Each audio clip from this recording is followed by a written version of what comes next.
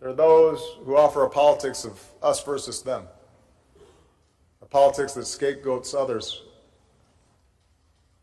the immigrant, the refugee, someone who seems different than us. We have to call this mentality what it is, a threat to the values that we profess, the values we seek to defend.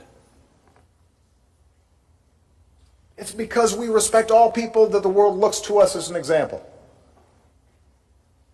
The colors of the rainbow flag have flown on Parliament Hill. They have lit up the White House. That is a testament to our progress, but also the work that remains to ensure true equality for our fellow citizens who are lesbian, gay, bisexual, or transgender.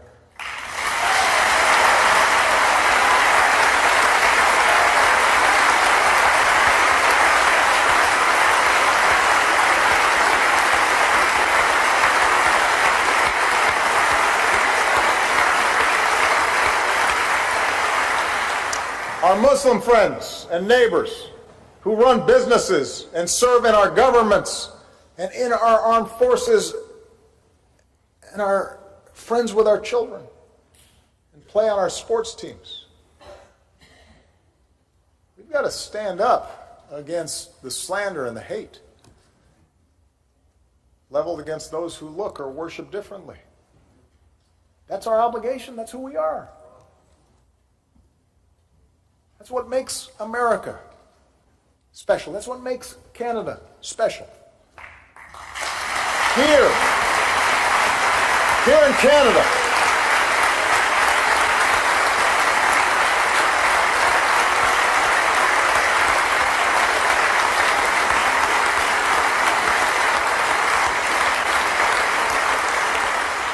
Canada, a woman has already risen to the highest office in the land.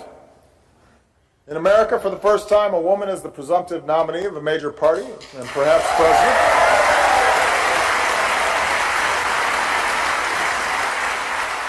I have a bias on these issues, but our work won't be finished until all women in our country are truly equal, paid equally, treated equally, given the same opportunities as men.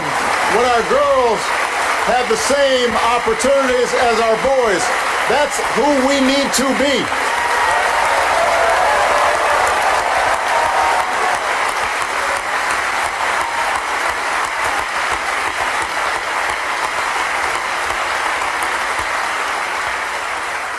And let me say this, because I don't feel particularly politically correct on this issue. I don't believe that these are American values or Canadian values or Western values. I believe, and Justin believes, and I hope all of you believe, these are universal values. And we must be bold in their defense at home and around the world, and not shy away from speaking up on behalf of these values of pluralism and tolerance and equality.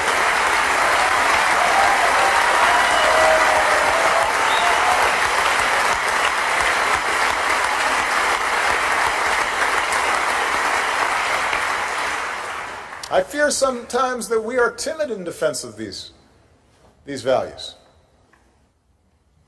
That's why we'll continue to stand up for those inalienable rights here in our own hemisphere, in places like Cuba and Venezuela, but also in more distant lands.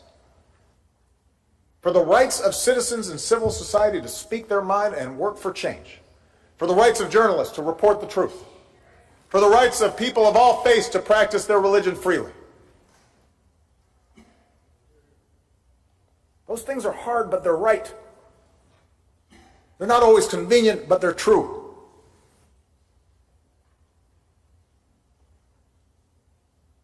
In the end, it is this respect for the dignity of all people, especially the most vulnerable among us, that perhaps more than anything else binds our two countries together. Being Canadian, being American is not about what we look like or where our families came from. It is about our commitment to a common creed. And that's why together we must not waver in embracing our values, our best selves. And that includes our history as a nation of immigrants, And we must continue to welcome people from around the world.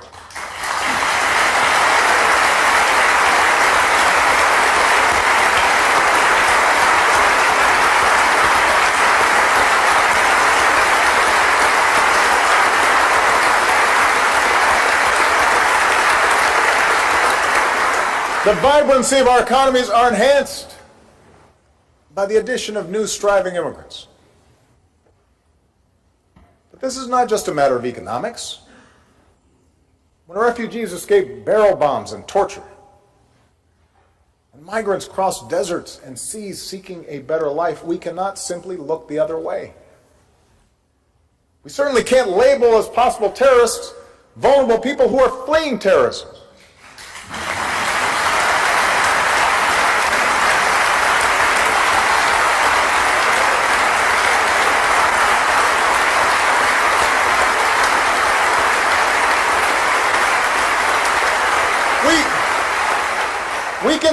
We can insist that the process is orderly. We can insist that our security is preserved. Borders mean something. But at moments like this, we are called upon to see ourselves in others, because we were all once strangers. If you weren't a stranger, your grandparents were strangers. Your great-grandparents were strangers. They didn't all have their papers ready. They fumbled with language, faced discrimination, had cultural norms that didn't fit. At some point, somewhere, your family was an outsider. And so the mothers, the fathers, the children we see today, they're us. And we can't forsake them. So as Americans and Canadians, we will continue to welcome refugees. And we can ensure that we're doing so in a way that maintains our security. We can and we will do both. We can and we will do both. We're increasing our support to Central America so that fewer families and children attempt the dangerous journey north. This fall at the United Nations, we'll host a global summit on refugees, because in the face of this crisis, more nations need to step up and meet our basic obligations to our fellow human beings. And it will be difficult, and budgets are tight, and there are legitimate issues, and not everybody's going to be helped. But we can try. People of goodwill and compassion show us the way. Greek islanders pulling families to shore, and Germans handing out sweets to migrants at railway stations. A synagogue in Virginia inviting Syrian refugees to dinner. And here in Canada, the world has been inspired as Canadians across this country have opened up their hearts and their homes. And we've watched citizens knitting toques to keep refugees warm in the winter. And we've seen your Prime Minister welcome new arrivals at the airport and extend the hand of friendship and say, you're safe at home now. And we see the refugees who feel that they have a special duty to give back and seize the opportunity of a new life. Like the girl who fled Afghanistan by donkey and camel and jet plane, and who remembers being greeted in this country by helping hands and the sound of robins singing. And today she serves in this chamber and in the cabinet because Canada is her home.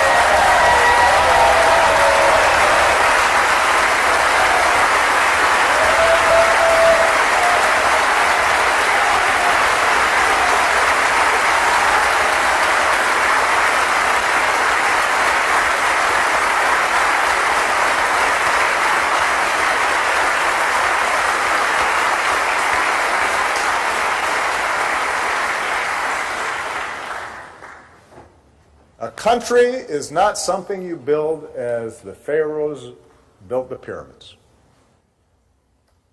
A country is something that is built every day.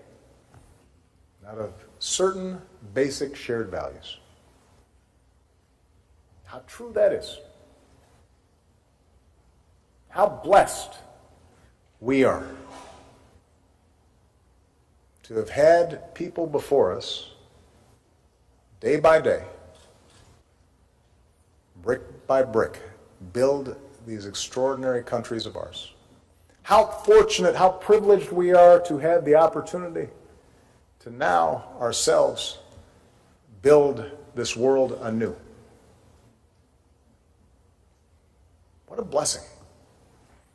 And as we go forward together on that freedom road, let's stay true to the values that make us who we are.